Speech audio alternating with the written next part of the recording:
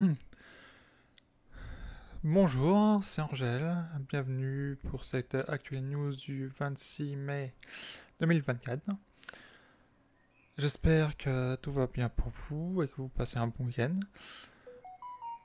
Aujourd'hui, émission très courte, hein, au vu des news que j'ai pu glaner ici et là, mais surtout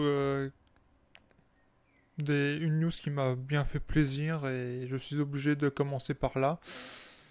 Je vous le dirai après ce que c'est.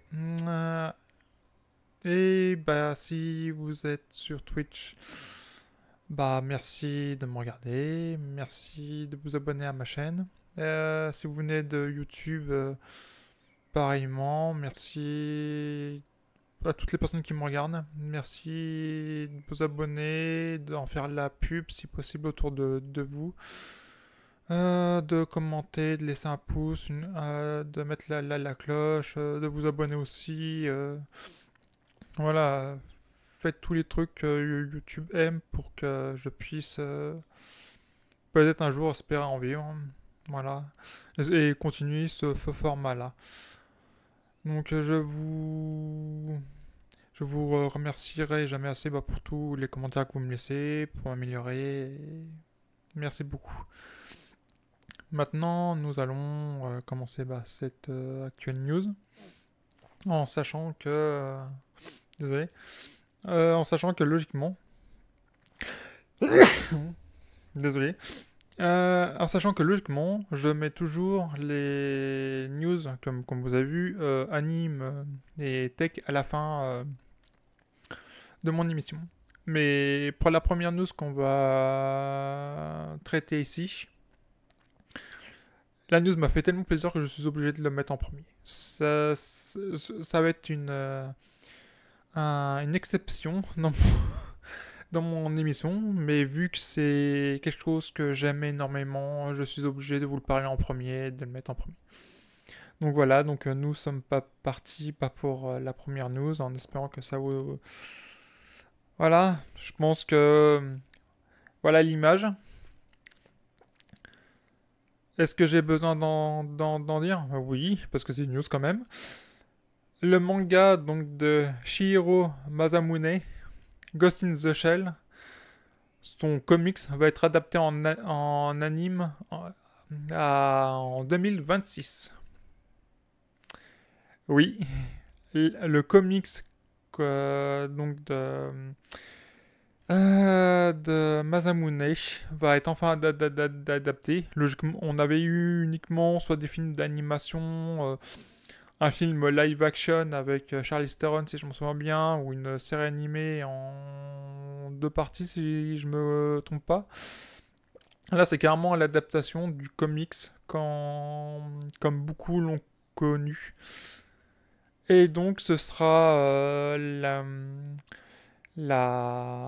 le studio Science Sauru qui a fait notamment Dan, qui a fait aussi Kimi no Hiro ou The Heike Stories, qui se cherchera de l'adaptation. Je connais pas du tout ces animes-là, donc aux connaisseurs de me dire si c'est plutôt une bonne nouvelle ou au contraire je devrais m'inquiéter. Alors le genre est déjà défini, ce sera du seinen, action, enquête, psychologie et de la science-fiction. En gros, tout ce que Ghost in the Shell est. Et je rajouterais peut-être même du cyberpunk, parce que c'est un genre à part entière à lui tout seul. Donc on suivra encore une fois le sergent Kutsunagi euh, dans la section 9.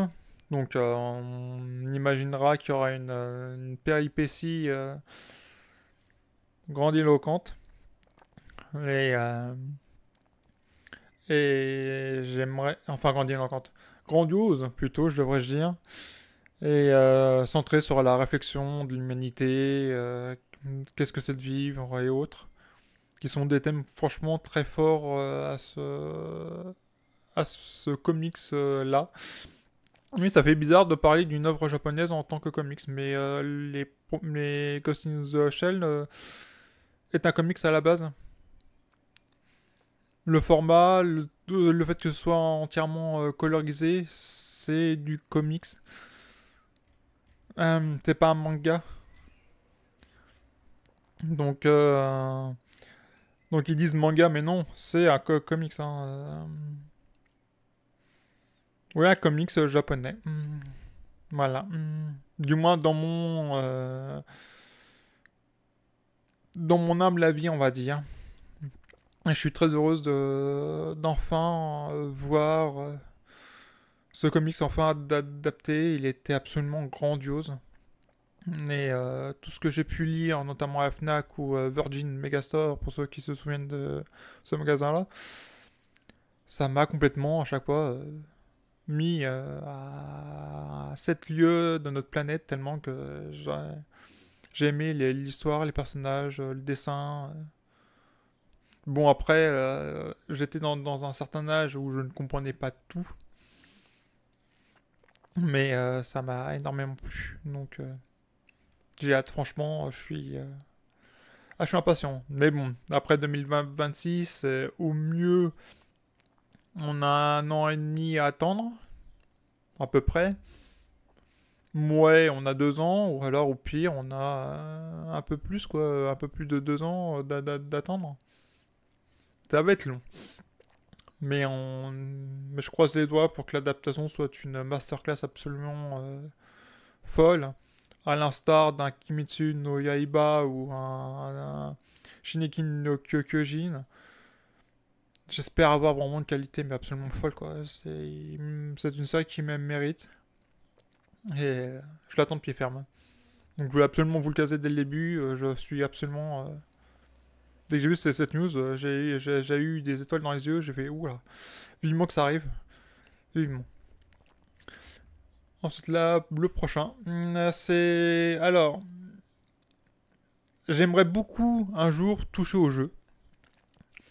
Parce qu'il me fait de l'œil depuis qu'il est sorti, mais malheureusement, en n'ayant pas de console, je n'ai pas pu y jouer. Et donc, il me fait de l'œil. J'ai regardé des nombreuses vidéos d'analyse de l'histoire. J'ai vu un peu de vidéos de gameplay, même en ayant connaissance de l'histoire, j'ai envie de jouer à ce jeu. Donc, puisqu'il me fait de l'œil toute son actualité, et surtout savoir s'il va y avoir en effet un 3 ou pas du tout.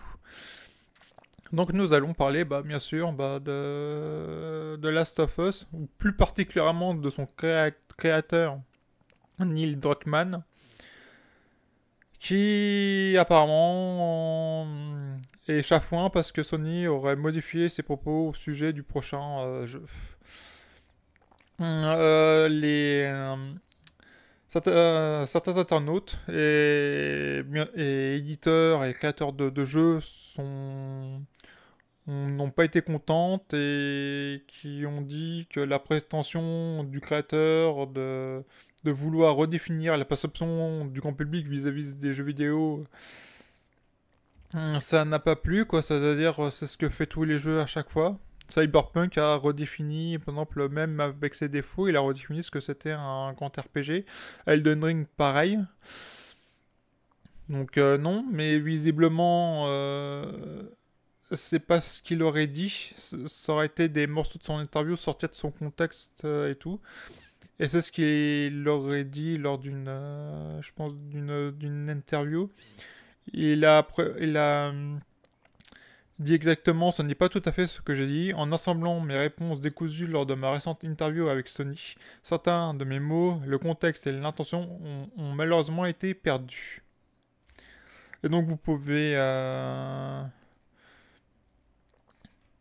Et donc vous pouvez retrouver sur le Twitter de Neil Druckmann.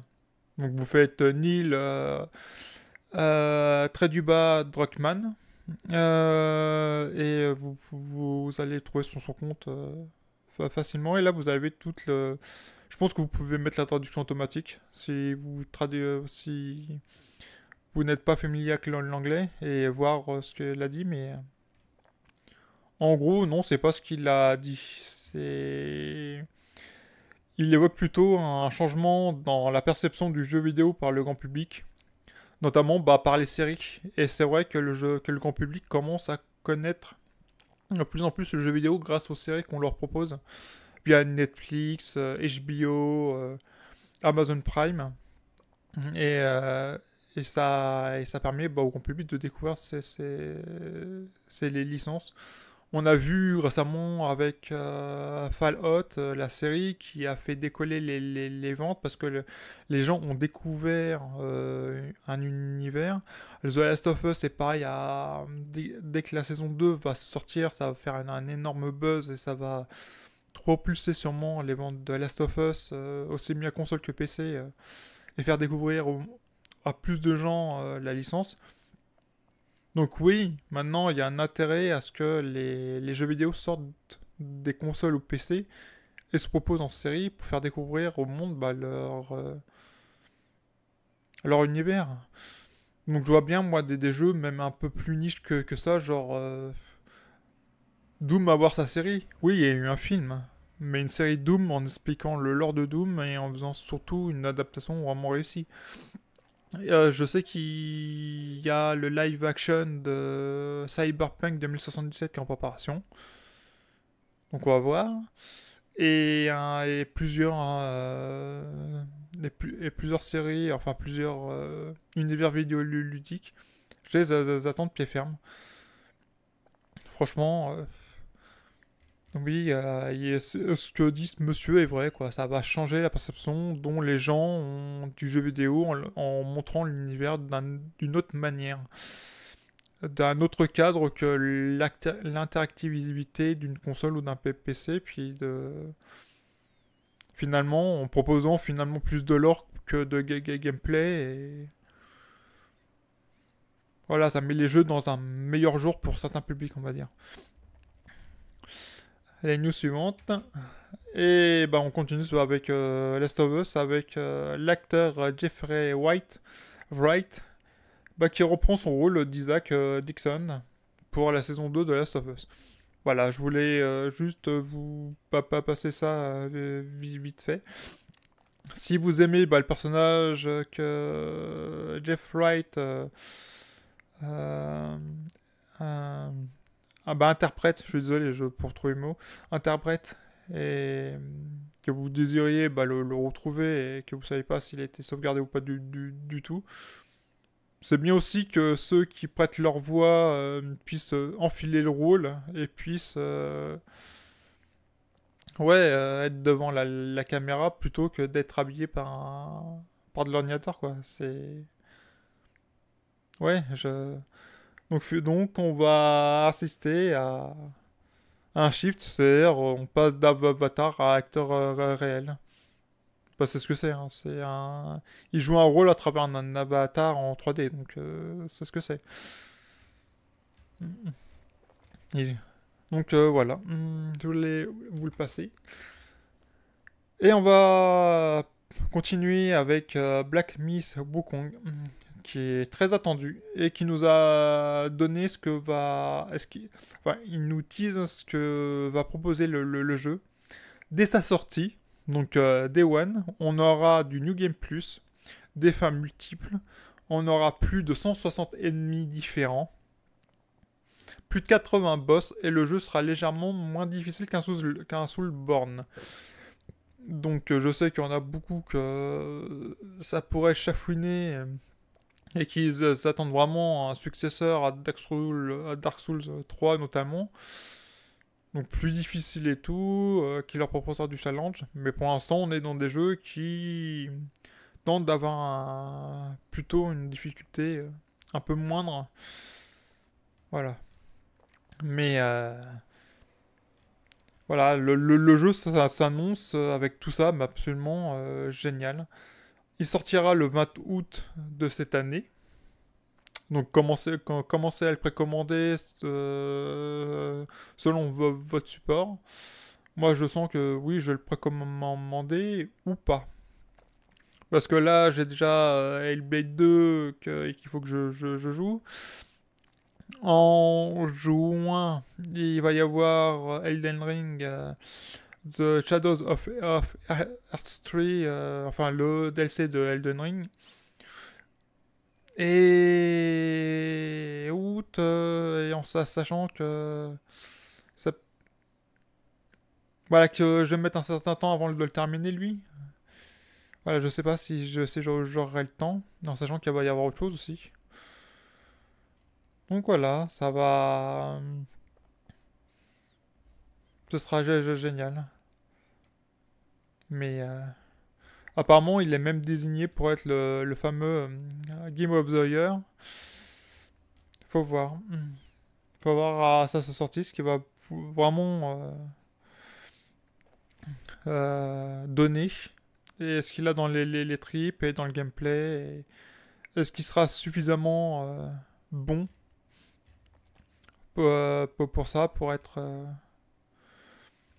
un Game of the Year tout simplement. Un jeu absolument recommandable et bon.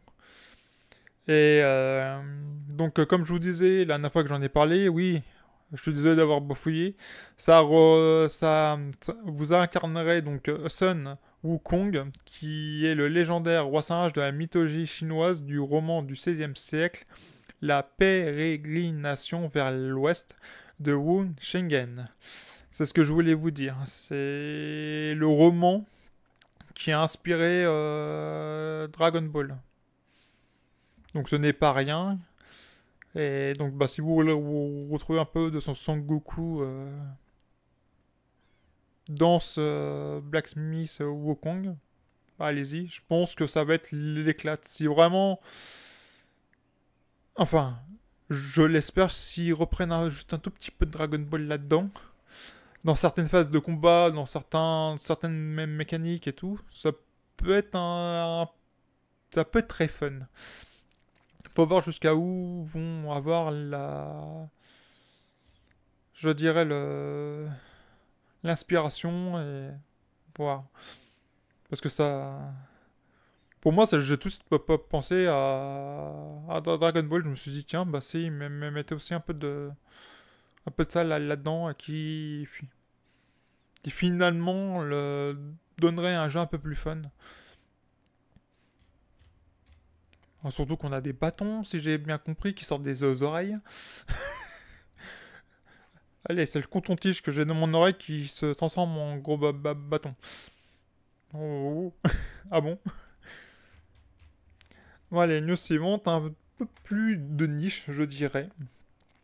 Alors, A, ACA2 Neo Geo ou AK2 Neo Geo, la série de jeux arcade Archive arrive sur Xbox Series, donc et PlayStation 5. Donc Hamster Corporation, qui fête ses 10 ans, de la série Arcade Archive, a en effet annoncé que la série serait disponible sous le nom AK2 Neo Geo. Donc c'est une compilation de jeux arcade de la série de l'époque Neo Geo, mais leur version arcade. Donc uniquement leur version arcade et pas autre chose. En sachant que ça peut aller de King of Fighter à Fatal Fury en passant par Samurai Shodown et sûrement Metal Slug et autres jeux qui ont absolument tout défoncé en arcade à leur sortie. Et ça regroupera donc tous ces jeux et il y aura par exemple des modes normales, vous pourrez jouer normalement au jeu et des modes comme le mode High Score, le mode Caravane et un mode contre la monte et ce sera même en réseau. Donc ils ont un peu retravaillé pour offrir un netcode et pour pouvoir qu'on joue ensemble.